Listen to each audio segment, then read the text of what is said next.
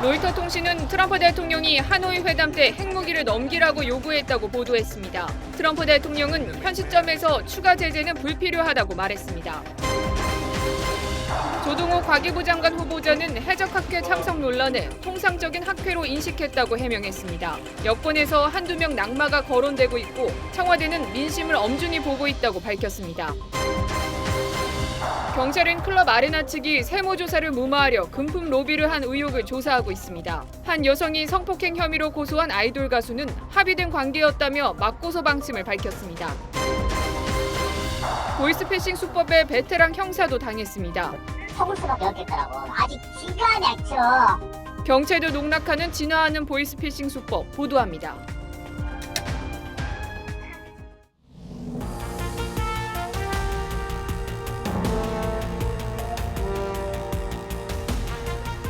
시청자 여러분 안녕하십니까? TV조선 뉴스7 시작합니다. 부동산 투기 의혹이 불거진 김의겸 청와대 대변인은 사퇴를 했지만 지금 파장은 더 확산되는 양상입니다. 서민 대출이 어려운 시기에 어떻게 그렇게 큰 돈을 대출받은 건지 의혹은 여전합니다. 자, 그러면서 불똥은 장관 후보자 쪽으로 튀었습니다. 갭투자, 내주택, 재개발 분양권에 지금 해적학회 참석 논란까지 이어지면서 그냥 밀고 가기는 좀 쉽지 않은 상황입니다. 청와대는 엄중히 보고 있다고 밝혔습니다. 자, 이런 상황에 청와대 인사검증의 부실을 지적을 하면서 조국, 조현옥 수석의 책임론도 나옵니다. 오늘 뉴스7은 부메랑이 되어서 돌아온 문정부의 이중잣대에 맞춰봅니다. 자, 그럼 먼저 작년 과기부가 가짜 학술단체로 지정한 단체와 관련이 된 학회에 참석을 해서 논란인 조동호 후보자 소식, 정수양 기자의 리포트로 시작합니다. 조동호 과학기술정보통신부 장관 후보자가 지난 2017년 12월 스페인 마드리드에서 열린 한 학회에 참석한 사실이 밝혀졌습니다. 학회는 암진단 바이오마커, 임상시험 바이오마커 등을 주제로 진행됐습니다. 그런데 이 학회는 대표적 해적 학술단체인 오믹스와 관련이 있습니다. 오믹스는 정상적인 논문 출판 문화를 해치고 과장 광고를 한 혐의로 지난 2016년 미국 연방거래위원회에서 공식 제소됐습니다. 작년 과학기술정보통신부와 교육부는 오믹스 등 부실 학술단체가 주최한 학술대회 참가 실태를 조사해 약 1,300명의 연구자가 참가했다고 발표하기도 했습니다. 조 후보자는 지도학생의 발표와 관련 연구 동향을 수집하기 위해 참석했다며 전문가가 기조 강연을 하는 등 참석자와 발표 내용이 충실해 통상적인 학회로 인식했다고 설명했습니다. 청와대는 최근 이 같은 사실을 파악하고 조 후보자를 상대로 학회 참석 경위를 조사한 것으로 알려졌습니다. TV조선 정수양입니다. 자, 투기 논란으로 어제 사퇴한 청와대 김의겸 대변인. 자, 이번에는 대출 과정에 대한 의혹 제기가 지금 나오고 있습니다. 김 대변인은 우선 아내가 자신과 상의 없이 결정을 했다, 이렇게 말을 했는데 본인이 서명이 있는 게 확인이 됐고 10억 원 대출을 받은 은행 지점장, 본인의 고등학교 1년 후배였던 것으로 드러났습니다. 김정우 기자입니다. 청와대 김의겸 대변인은 건물 매입 과정에 대해 자신은 몰랐다고 했습니다. 아내가 상의하지 않고 내린 결정이라며 자신이 알았을 땐 이미 되돌릴 수 없는 지경이었다고 했습니다. 하지만 10억 원 대출 과정을 두고 논란이 이어지고 있습니다. 자유한국당은 대출받은 은행 지점장이 김 대변인의 고등학교 1년 후배인데다 담보물 명의도 본인이라고 했습니다. 부인이 와서 혼자 할 수는 없는 거예요? 실질적으로 공동명의라는 부분에 가서 하는 들어가야 되는 거예요. 실제 대출 서류에 김 대변인의 서명이 있는 것으로 확인됐습니다. 대출 지점도 거주지와는 무관한 곳이란 점에서 적어도 대출 과정에 김 대변인의 의사가 반영됐을 것이라는 게 야당의 주장입니다. 자유한국당과 바른미래당은 대출 과정에서 특혜 또는 압력 의혹을 제기하면서 사퇴로 끝날 일이 아니라고 했습니다. 김 대변인은 별도 입장을 내지 않았습니다. TV조선 김정우입니다. 4.3 보선을 앞둔 마지막 주말 여야 지도부는 총력전을 펼쳤습니다. 민주당 이해찬 대표는 현역 의원 10여 명과 함께 새 과시를 했고 자유한국당 황교안 대표는 창원과 통영으로 가면서 지지를 호소했습니다. 이미지 기자입니다. 1박 2일 일정으로 재보선 지역을 찾은 민주당 이해찬 대표는 현역 의원 10여 명과 함께 통영 고성에서 집중 유세를 펼쳤습니다. 고용 위기 지역 지정 기간을 연장하겠다며 집권 여당의 힘을 강조했습니다. 대통령하고 국회의원하고 군수하고 시장하고 손발이 맞아야 합니다. 일찌감치 원룸을 얻고 재보선에 사활을 건 황교안 자유한국당 대표는 창원과 통영을 오가며 현장 지휘에 나섰습니다.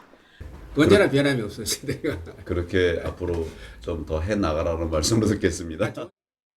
황 대표는 창원 경제가 폭망 수준의 위기 상황에 이른 건 잘못된 정책을 내세운 문재인 정권 책임이 크다고 비판했습니다. 한국당은 통영 고성에서 우세를 주장하고 있고 민주당은 접전 양상으로 판단하고 있습니다. 창원을 찾은 손학규 바른미래당 대표는 낡은 보수 세력이나 낡은 진보 세력으로는 경제를 일으킬 수 없다며 창원 경제를 다시 일으켜 세워야 한다고 강조했습니다. TV조선 이미지입니다. 네, 장관 후보자 인사청문회는 끝났지만 청문 보고서가 한 명도 채택되지 않은 상황이죠. 주말 사이 낙마 여부가 좀 가닥이 잡혀야 할 것 같은데 청와대 출입하는 최지원 기자와 함께 좀 자세히 짚어보도록 하겠습니다.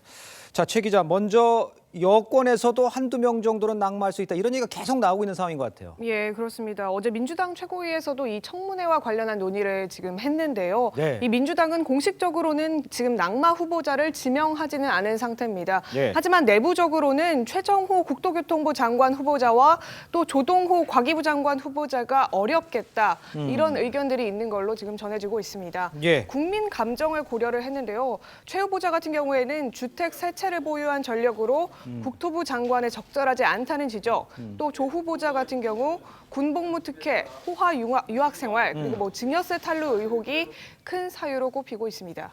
검증을 했는데도 이렇게 의혹이 계속 나오고 있는 상황에서 청와대는 이 7대 배제 기준은 지켰다, 이렇게 말을 하고 있다고요? 예, 그 7대 배제 기준 다시 한번 짚어드리면요. 예. 이 병역 기피, 세금 탈루, 불법적 재산 증식, 위장 전입, 연구 부정 행위, 음주운전, 그리고 성관련과 관련된 범죄입니다. 예. 그런데 이 한국당은 7명의 장관 후보자가 모두 100% 기준에 부적격 사유가 있다, 이렇게 얘기를 하면서 7대 배제 기준이 아니라 7대 합격 기준 아니냐, 이렇게 비판을 하고 있거든요. 예. 그러나 청와대 민정수석실은 예를 들면 2005년도 7월 이후 부동산 투기, 또 뭐 자녀가 선호했던 그 학교 문제 때문에 최소 2회 이상 위장 전입을 했을 경우에만 그렇게 기준을 한정을 해놨기 때문에 7대 배제 기준을 지켰고 또 이번 같은 경우에도 문제는 없다, 이런 입장입니다. 아하. 이런 이유로 지금까지 청문회를 통과하지 못했던 지난 그 8명의 후보자들도 예. 청와대는 모두 임명한 전례가 있습니다. 그 전례가 있지만 이번에는 좀 다를 것 같은데 어떻습니까? 예, 그런 기류가 오늘 중으로 이제 곳곳에서 좀 감지가 되고 있는데요. 민주당에서까지 일부 낙마 그 후보자들 압박을 받게 되니까 예. 청와대에서도 결국 고심하는 분위기가 지금 감지가 되고 있습니다.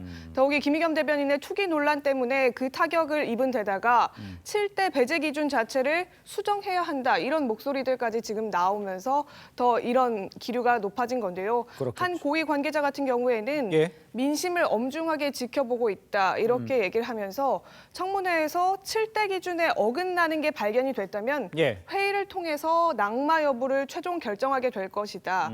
그러면서 이를 토대로 대통령 추가 보고까지 할 수도 있다. 좀 이런 유동적인 입장을 표명하기도 했습니다. 그렇다면 야당의 입장은 어떻게 나오고 있습니까? 예, 자유한국당은 지금까지 원론적으로는 7명 전원의 낙마를 얘기하고 있습니다. 그렇죠. 예, 그중에서도 특히나 박영선 중기벤처 장관 후보자, 그리고 예. 김현철 통일부 장관 후보자를 반드시 떨어뜨려야 한다, 이렇게 지금 주장을 하고 있거든요. 예. 박 후보자 같은 경우에는 특히 지금 황교안 한국당 대표와 김학의 전 차관 동영상 CD, 이 문제로 지금 또 진실 공방까지 벌이고 있어서 한국당과의 그 대치 전선이 지금 불붙고 있죠. 예. 바른미래당 같은 경우에는 김현철, 박영선, 조동호 후보자를 지금 반대하고 민주평화당은 조동호 후보자의 부정적인 상황입니다. 네. 또 데스노트 발명으로 정평이 나 있는 정의당 같은 경우에는 최정호 후보자 임명 반대를 당론으로 정했습니다. 그렇군요.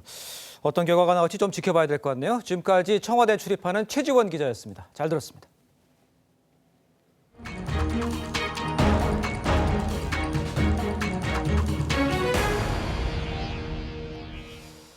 다음 소식입니다. 6년 전 TV조선이 최초 보도한 이른바 이 김학의 동영상 사건. 경찰이 입수했던 문제의 동영상은 1분 3초 길이로 핸드폰으로 촬영된 파일 형태입니다. 당사자라고 주장하는 피해 여성은 이 영상이 2008년 초에 강제로 찍힌 것이라고 주장을 했습니다. 이재중 기자입니다. 2013년 3월 19일 경찰청 특수수사과는 별장 성접대 사건을 세상에 알린 여성으로부터 김학의 동영상을 제출받습니다. 파일 형태로 1분 3초, 63초 길입니다. 사람들의 시끌벅적한 소리, 그리고 노래소리와 함께 동영상이 이어집니다. 이 영상을 계기로 경찰청 특수수사과는 김학의 전 차관에 대한 내사를 공식화합니다. 첫 번째 김학의 영상을 확보한 경찰은 2달 뒤인 2013년 5월 이 영상의 원본이 담긴 CD를 확보합니다. 육안으로도 그 식별 가능성도 명확하기 때문에 감정 의뢰 없이 이건 동일인이다라는 것으로 검찰에 송치했다고 합니다. 영상 속 등장인물이라고 주장하는 여성은 두 번째 검찰 조사에서 2008년 1월과 2월 사이에 윤중천의 원주 별장에서 찍힌 것이라고 진술했습니다. 김 전 차관이 춘천지검장을 맡기 직전입니다. 이 여성은 또 영상 속 인물이 자기가 아니라고 했던 첫 조사 때와는 달리 영상 속 인물은 자신이 분명하고 성폭행의 진실을 밝히기 위해 진술을 번복한다고 말합니다. 복수의 피해 여성들은 동영상 촬영은 상습적이었고 저항할 수 없는 분위기가 조성됐다고 주장합니다. TV조선 이재중입니다. 자, 그런데 지금 김학의 전 차관 사건의 재수사 책임자로 여환섭 청주지검장이 낙점된 것을 두고 지금 엇갈린 의견이 나오고 있습니다.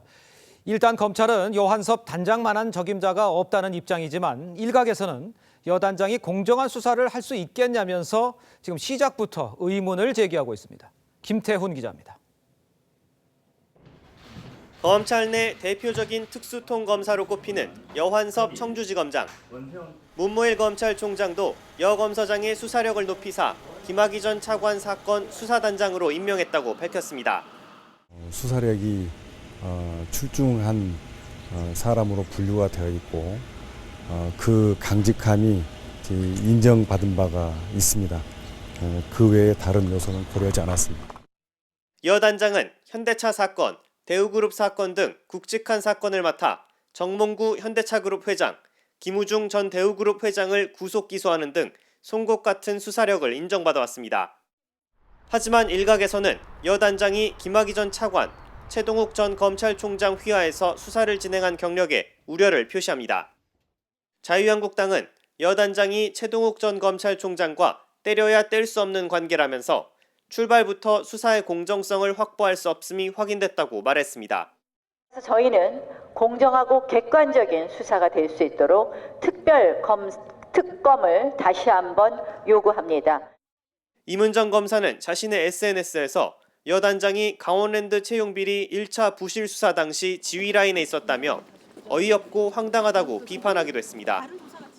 평검사 인선까지 마친 여 단장은 수사기로 검토에 착수했습니다. 그러면서 여 단장은 일각의 우려를 의식한 듯 어떠한 인연도 고려치 않고 법과 원칙에 따라 엄정하게 수사할 것임을 강조했습니다. TV조선 김태훈입니다. 김학의 전 법무부 차관의 이 별장 성접대 사건이 최순실과도 관계가 있다는 이런 주장이 나오고 있습니다. 당사자인 최순실은 사실무근이라면서 반발을 하고 있는데 TV조선 취재진은 이 최순실이 구치소에서 보내온 진술서를 입수했습니다. 성민혁 기자가 보도합니다. 건설업자 윤중천 씨가 접대 장소로 이용한 별장입니다. 이 별장은 2016년 6월 고모 씨와 이모 씨에게 경매로 넘어갔습니다. 일부는 윤중천의 친척 등에게 넘어가 별장 6개 동을 4명이 나눠 가지고 있습니다. 현재 별장 소유주 가운데 한 명은 어떤 사람들이 별장에 오고 갔는지는 들은 바가 없지만 최순실과 관련이 있다는 이야기는 들었다고 말했습니다. 박관천 전 경정도 김학의 전 차관의 부인과 최순실이 친분이 있다고 말한 적이 있습니다. 정치권에선 버닝썬 사태와 최순실을 묶어 엔터테인먼트 회사인 YG 유착설도 제기했습니다. 김학의와 YG 버닝썬에 대한 내용을 통틀어서 최순실 게이트다. 최순실 게이트 시즌2다. 연예계 농단 사건이다. 이런 주장이 있습니다. 이에 대해 최순실은 옥중에서 자필 진술서를 통해 의혹을 강력 부인했습니다. 최 씨는 나는 김학의를 전혀 알지 못하고 부인은 더더욱 일면식도 없다고 했습니다. 김학의 전 차관의 부인과 대학원 최고 경영자 과정에서 만났다는 것도 부인했습니다. 두 번째로 쓴 진술서에선 윤중천의 별장이 존재하는지도 어디 있는지도 알지 못하며 가본 적이 없다고 주장했습니다. 여당 의원이 주장한 버닝썬이나 YG 연관설도 부인했습니다. 자신을 둘러싼 악의적인 의혹 제기에 법적 책임을 묻겠다고도 했습니다. TV조선 성민혁입니다.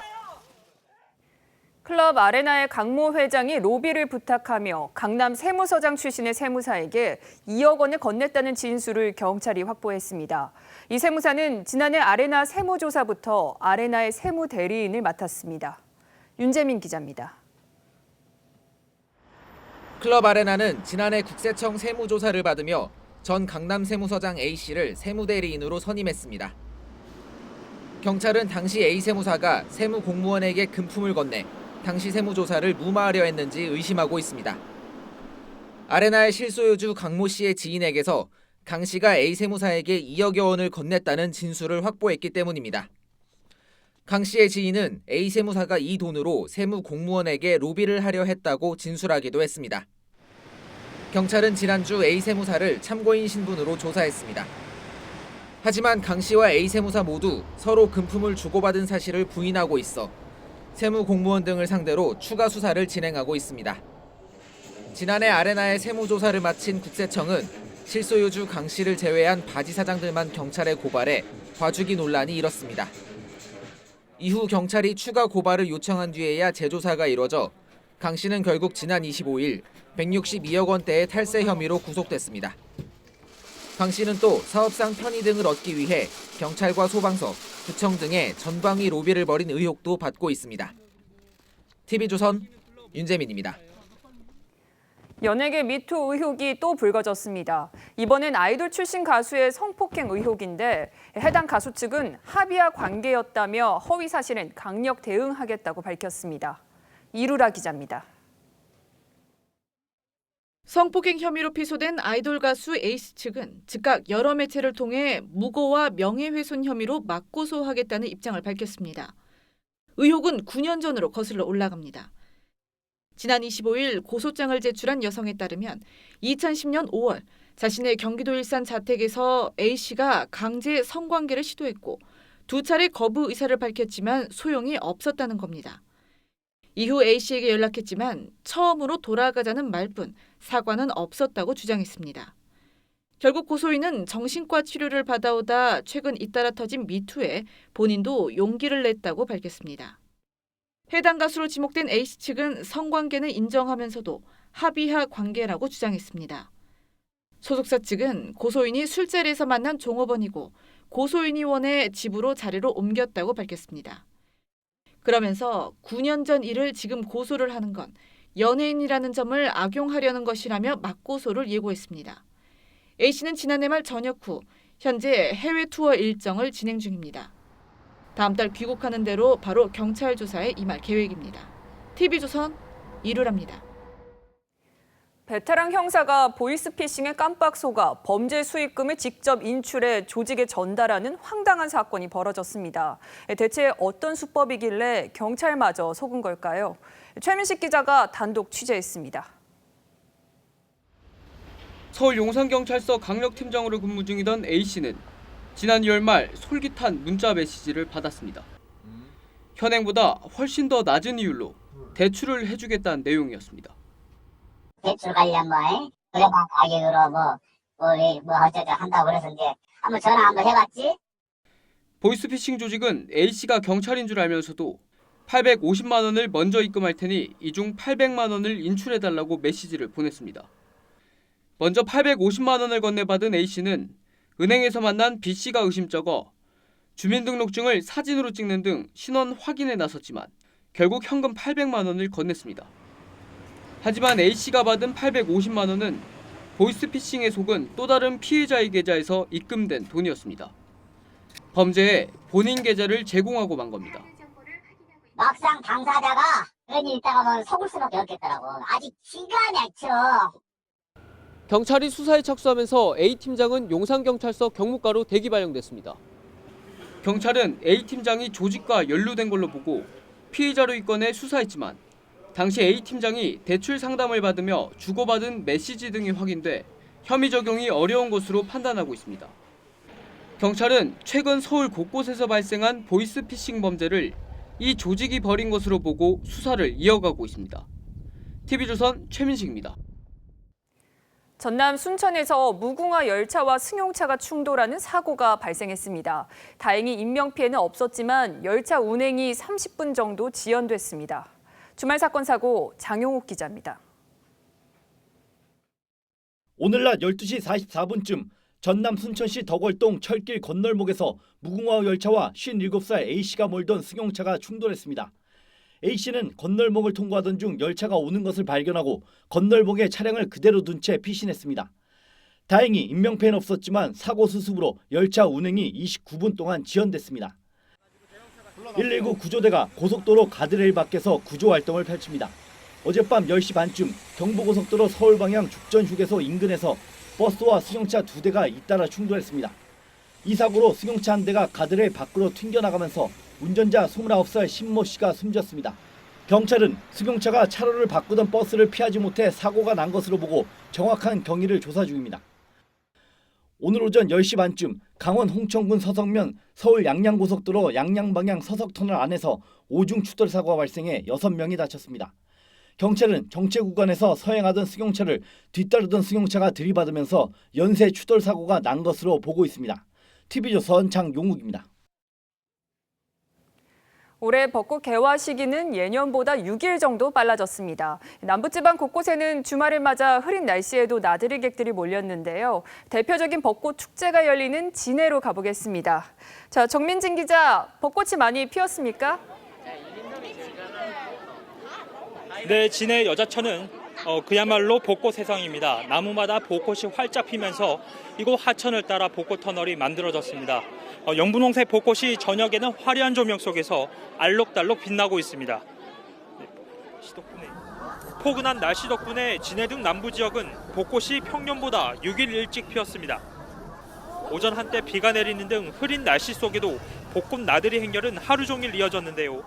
시민들이 벚꽃을 배경으로 사진을 찍으며 추억을 남겼습니다.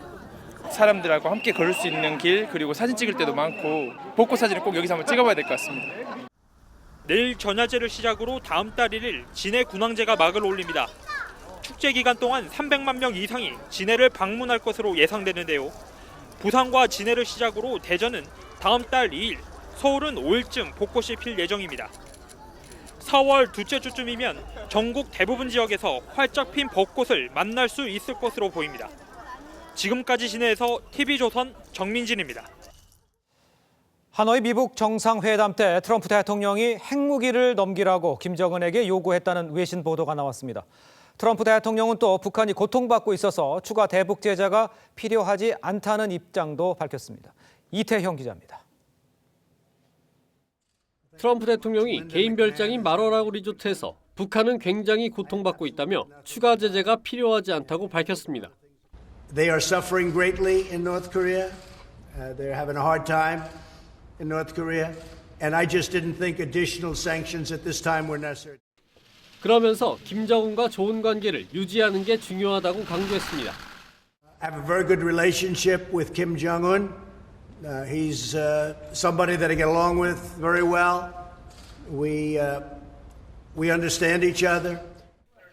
AFP 통신은 트럼프 대통령의 대북 태도는 이란, 베네수엘라 같은 적성국을 대하는 것과 극명한 대조를 이룬다고 보도했습니다. 하노이 회담 결렬 후 교착 상태가 계속되는 가운데 유화 메시지를 보내고 관계를 강조해 북한을 3차 회담에 끌어내려는 것으로 풀이됩니다. 로이터 통신은 하노이 회담 당시 트럼프 대통령이 김 위원장에게 핵무기와 핵폭탄 연료까지 모두 미국에 넘기라고 요구했다고 소식통을 인용해 보도했습니다. 미국이 이런 내용을 담은 한글과 영문본 빅딜 문서를 북한에 건넸는데 이것이 회담 결렬의 중요한 이유가 됐다는 관측입니다. TV조선 이태형입니다. 스페인 북한 대사관을 진입한 용의자들이 북한의 핵무기 정보를 빼내기 위해서 습격을 감행했다. 이런 현지 언론 보도가 나왔습니다. 이들이 당시 북한 외교관을 폭행한 것 역시 북핵 정보를 캐내기 위한 것으로 스페인 당국은 보고 있습니다. 송지욱 기자입니다. 스페인 일간지 엘파이스는 지난달 22일 스페인 주재 북한 대사관에 침입한 용의자들이 북한 핵무기 관련 정보를 캐려했다고 보도했습니다. 이 신문은 스페인 수사 관계자를 인용해 침입자들이 북한 외교관인 소윤석 경제참사를 결박하고 폭행한 것은 핵 정보 관련 문서와 파일 위치를 알려달라는 요구를 거부했기 때문이라고 전했습니다. 스페인 당국은 침입자들이 북한 핵실험으로 2017년 9월 추방되기 전까지 스페인 주재 북한 대사를 지낸 김혁철 북한 대미 특별대표가 남기고 간 핵정보를 노린 것으로 보고 있습니다. 10명의 침입 용의자 대부분은 미국에 사는 한국인들로 군사 훈련을 받았으며 특히 사건을 주도한 에이드리언 홍창은 북한 대사관에서 빼낸 정보를 전달하기 위해 미 FBI와 접촉한 것으로 스페인 당국은 파악하고 있습니다. 침입 용의자들은 자신들의 침입 당시 상황을 녹화하기도 했는데 반북한 단체 자유조선이 최근 공개한 김일성, 김정일 부자 초상화 파기 동영상은 아니라고 스페인 당국자는 밝혔습니다. TV조선 송지욱입니다. 자, 반정부 김정은 단체인 자유조선에 대한 보도가 지금 연일 나오고 있습니다. 자유조선의 실체는 도대체 뭔지 김정봉 전 국가정보원 대북실장과 함께 자세히 좀 짚어보도록 하겠습니다. 자, 실장님 먼저 지금 자유조선의 리더로 일컬어지고 있는 에드리안 홍. 네. 이 사람이 지금 북한 망명정부 수립 추진을 했다 이런 얘기 나오는데 언제부터 도대체 이런 일을 했던 겁니까? 네, 김정은 체제가 출마한 이후에 예. 장성택 처형 있었지 않습니까? 그렇습니다. 그때 이후부터 이 망명정부 수립 운동이 시작됐고, 예. 그러나 이게 완전히 조직화돼서 한 것은 2017년 김정남 암살 이후라고 봐야 되겠습니다. 아, 그러면요, 김정남 암살 당시 때 이 반정부 정부를 추진하고 있는 이 단체가 그 추진을 할 때 망명을 요청했다 이런 이야기가 나오고 있는데 그럼 그 인물이 에드리안 홍일 가능성도 있습니까? 네, 가능성이 있습니다만은 망명 정부를 추진할 때는 예. 탈북자간에 만들기 때문에 직접 나선 사람들은 제가 알기로는 탈북자들이었습니다. 아. 이 사람들이 직접 나섰고 예. 그 뒤에 에드리안 홍이 있었고 예. 그리고 이제 그때 김정남은 그걸 거부했습니다. 김정남이 거부를 했었어요. 거부한 것은 내가 예. 김정일 국방위원장의 아들인데 내가 그걸 할 수 있겠냐 이게 예. 거부했었고 예. 그다음에 이제 암살이 계속해서 이 좁혀오기 때문에 우리 그 교민들이 네. 그러면 대한민국으로 망명해라. 라고 그 권유했음에도 불구하고 김정남 그것도 거부하다가 암살을 당했습니다. 그렇다면요, 이 에드리안 홍을 주체로 해서 반정부 단체들이 그 김정남의 아들인 김한솔을 앞세워서 망명 정부를 수립할 가능성도 생각할 수 있을 것 같은데 어떻습니까? 그러나 그건 이제 자유조선 입장이고 예. 김한솔은 자기 아버지가 VX 가스에 독살됐기 때문에 예. 자기는 굉장히 꺼려합니다. 꺼려하고 있고 그래서 아마도 그러나 또 자기를 망명시켜 준 게 또 자유조선이기 때문에 거부할 수도 없는 입장이기 때문에 직접 나서지는 않고 이름 정도는 빌려줄 수 있겠다는 생각이 들고 예. 근데 이제 자유조선 입장에서 이 사람이 김한솔을 갖다가 북한 체제 붕괴는 써먹을 수 있으나 이 사람을 갖다가 자유조선의 대표로 내세우기는 부적합하다. 왜냐하면 4대 세습이 되기 때문에 예. 아마 부족하다고 생각할 겁니다. 세습이 또 이어지는 문제가 있기 때문에 그걸 현실화되기는 좀 어렵다 이렇게 봐야 되겠군요. 자, 그런데 지난번에 이제 스페인의 북한 대사관에 이제 뭐 습격이라는 얘기가 있었습니다. 그런데 이상한 거는 북한이 지금 한 달이 넘는데도 어떤 일이 벌어졌다 전혀 얘기가 없어요. 이건 어떻게 봐야 되는 겁니까? 스페인 법원이 예. 이 사건에 미국의 정보기관이 개입했다는 것을 분명히 명시하게 되면 예. 바로 공격을 시작할 겁니다. 하노이 회담을 앞두고 예. 그 비열하게 그 정보를 이용해서 우리를 윽박질러 했다라고 이제 공격을 할 텐데 아직까지는 법원에 그 명확한 판결이 없는 상태고 예. 만약에 법원에서 미국 정보기관의 그 개입을 입증 못하게 되면 지금같이 무반으로 계속 갈 가능성이 있습니다. 만약 이걸 문제시하면은 예. 자기 체제에 오히려 도움이 안 되기 때문에 조용히 있을 가능성이 있습니다. 그렇군요. 지금까지 김정봉 교수였습니다. 잘 들었습니다. 네, 요즘 대형마트를 돌아다녀 보면 할인 행사 안 하는 곳을 찾아보기 어려울 지경입니다. 온라인 쇼핑 시장의 거센 공세에 업종을 가리지 않고 오프라인 할인 전쟁에 불이 붙었습니다. 장동욱 기자가 취재했습니다. 이제 막 문을 연 대형마트 식품 코너. 한정 판매되는 5,000원 치킨을 사려고 줄이 길게 늘어섰습니다. 하루에 2만 통씩 팔렸던 9년 전 가격 그대로 다시 나왔습니다. 1시간 더 기다려야 돼. 잘 안 먹는데 사고 싶은 그 욕망이 생기는 거죠. 소고기와 랍스터 등 고가 식재료들도 초특가 할인에 포함됐습니다. 경쟁 대형마트도 올해 초부터 반값 강화회 등 큰 폭의 할인 행사를 이어왔습니다. 박리담회의 이윤마저도 쉽지 않습니다. 최저가 전쟁을 지금 이제 하고 있고 온라인 시장이 워낙 커지면서 오프라인을 기반으로 해둔 대형마트들이 이제 벼랑 끝에 서 있는 상황이라는 얘기죠. 지난해 대형마트들 영업이익은 크게는 80% 가까이 줄어들며 일제히 급락한 반면 온라인 쇼핑은 성장세를 거듭하고 있습니다. 다른 오프라인 유통업체들도 가격 경쟁에 나서고 있습니다. 편의점에선 자체 물류망을 통해 가격을 낮춘 반값 택배까지 나왔고 한 배달 어플은 프랜차이즈 업체들과 함께 배달 음식 반값 행사에 들어갔습니다. 초저가의 일상화에 소비자 반응은 예전보다 무덤덤합니다. 돼야 되고 정말 이렇게 되지 20-30%는 그런 건 기본하게 있으니까. 가격은 낮을수록 좋지만 할인 경쟁에 주저하는 업체라도 생기면 장기적으로 그 부담이 소비자들에게도 이어지리란 우려도 나옵니다. TV조선 장동우입니다. 건설사가 아파트를 지을 때 어디에 얼마가 들어갔는지 비용과 분양 원가를 훨씬 더 자세히 공개하도록 주택법 시행령이 개정됐죠. 그 개정안이 처음 적용된 아파트가 이번 주 분양되기 시작했습니다. 그런데 아파트 분양가를 잡는다는 당초의 목표는 효과가 미지수라는 분석이 나옵니다. 지선호 기자입니다. 위례 신도시에 입주할 아파트 견본 주택입니다. 1시간 넘게 기다려야 입장이 가능할 정도로 줄이 길게 늘어섰습니다. 이 단지는 분양가 상한제가 적용돼 일찍부터 예비 청약자들의 관심을 끌었습니다. 실제 3.3제곱미터당 가격은 1,833만 원, 전용 102제곱미터 분양가가 7억 원대로 시세 차익 기대감도 높은 상황입니다. 분양가는 갈수록 오르는 것 같습니다. 분양가 상한제가 적용이 돼서 그나마 그 상승폭이 좀 적다고 생각이 듭니다. 반면 분양 원가 공개에 따른 효과는 당초 기대에 못 미쳤습니다. 공개 항목을 확대한 첫 사례로 공사비 항목은 5개에서 51개로 늘었고 택지비, 간접비 등의 항목도 많아졌습니다. 하지만 분양가는 지난해 말 인근 단지 경우보다 오히려 소폭 올랐습니다. 투명성을 높여 건축비 거품을 빼겠다는 취지가 무색해진 겁니다. 앞으로 나올 물량들도 분양가 인하 효과는 미지수입니다. 이미 공공택지 지구에선 분양가 상한제가 시행되고 있고 고정 비용도 있어서입니다. 토지 매입 비용이 분양가의 상당 부분을 차지하는 만큼 공개 항목 증가만으로는 분양가가 크게 낮아지기 어려울 전망입니다. 일각에서는 오히려 무리하게 비용을 줄이려고 하면 시공 품질이 떨어질 수 있다는 우려도 나옵니다. TV조선 지선호입니다. 네, 놓치면 아쉬운 더하기 뉴스 시간입니다. 오늘은 윤우리 기자와 함께하겠습니다. 자, 첫 번째 키워드 보겠습니다.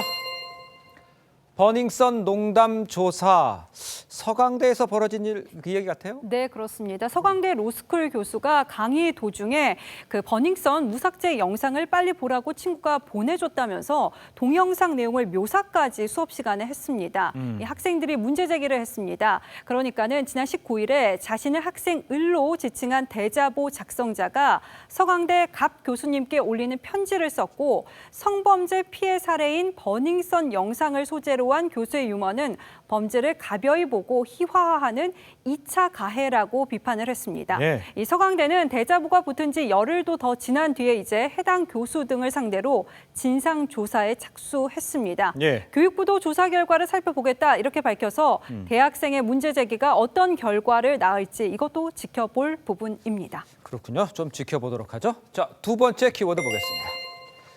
변경해도 괜찮아. 야구장의 모습인데 네. 뭐를 변경해도 괜찮다는 거예요? 2019 프로야구가 얼마 전에 개막을 했죠. 그렇죠. 그런데 유명 작곡가 김창한 씨와 주영훈 씨가 서울 히어로즈가 동의 없이 곡을 바꿔서 응원가로 사용했다면서 소송을 냈는데 모두 패했습니다. 네. 이 작곡가들은 허락 없이 곡이나 가사를 바꾼 것은 2차 저작물 작성권 침해라고 주장했습니다. 그런데 반면에 재판부는 구단이 노래를 일부 변경해서 응원가로 사용한 것은 권리 침해가 아니고 응원가로 쓰려면 일부 변경이 있을 거라는 점은 충분히 예상할 수 있었다. 이렇게 판결을 했습니다. 네. 지난 2월에 삼성 라이온즈를 상대로 작곡가와 작사가 21명이 소송을 낸 적이 있는데 이때도 역시 패했었습니다. 어허. 변경해도 괜찮다는 판례가 이어지고 있는 겁니다. 그렇군요. 네. 자, 마지막 키워드 볼까요? 논쟁의 입맞춤. 그러니까 프란치스코 교황이 신자의 반지 키스를 꺼리는 모습을 보인 게 이제 화제인데 논쟁이 계속되고 있다 이런 네, 얘기입니까? 그렇습니다. 이탈리아에서 그 로레토 성지를 찾은 프란치스코 교황은 반지에 입을 맞추려는 신자를 피해서 손을 뒤로 빼는 행동을 계속해서 반복을 했죠. 이 영상이 공개가 되니까는 보수 가톨릭계는 반지 키스는 전통인데 교황이 전통을 무시한 행위를 했다 이렇게 비난을 했습니다. 아하. 반면에 반지 키스는 가톨릭 전통과 무관하며 군주제에서 비롯된 일이라면서 이제는 사라져야 한다 이런 입장도 또 있기도 했습니다. 네. 그러니까 반지 키스가 보수 개혁 논쟁으로 흐르니까 교황청이 진화에 나섰습니다. 위생 문제로 키스를 막았다는 겁니다. 프란치스코 교황은 소규모 인원이나 개인을 만날 때는 반지 키스가 문제 없다는 입장이라고 해명을 했는데요. 실제 교황은 얼마 전에 그 일반인을 아련할 때 한 수녀의 반지 입맞춤을 막지 않았고 양볼에 또 뽀뽀로 화답을 해주기도 했습니다. 그렇군요. 지금까지 정치부 윤우리 기자였습니다. 잘 들었습니다. 영화 어스가 외국 공포 영화 중 최고 오프닝 기록을 세운 가운데 공포 스릴러 외화들이 연이어 국내 극장가를 찾아옵니다. 봄 극장가의 공포 스릴러 열풍을 박소영 기자가 취재했습니다. There's a family in our driveway. 휴가를 떠난 가족이 자신들의 도플갱어와 맞닥뜨립니다. 가족은 위협에서 벗어나려 발버둥치지만 쉽지 않습니다. 어스는 공포 스릴러의 외피에 인종차별, 이민자 배척 등 다양한 사회 문제를 담았습니다. It's a movie about the duality of mankind, and it's a movie about our fear of invasion, of the other, of the outsider. 겟아웃으로 인기를 끈 조던 필 감독의 신작으로 개봉 첫날 21만 관객을 동원하며 역대 외화 공포 영화 중 최고 오프닝 기록을 세웠습니다. 긴급 신고센터에 전화 한 통이 걸려옵니다. The alarm's on. Hello? 경찰은 즉각 납치를 의심하지만 추적은 쉽지 않습니다. 더 길티는 러닝타임 88분간 좁은 신고센터를 벗어나지 않지만 수화기 넘어 소리만으로 관객을 쥐락펴락하는 데 성공합니다. There's a battle being waged inside your son. 프로디지는 천재 소년이 연쇄 살인마의 빙이 되는 이야기입니다. 그것 제작진의 신작으로 제2의 엑소시스트로 불리며 기대를 모았습니다. 한 발 빨라진 공포 스릴러의 습격으로 봄 극장가가 활기를 띠고 있습니다. TV조선 박소영입니다.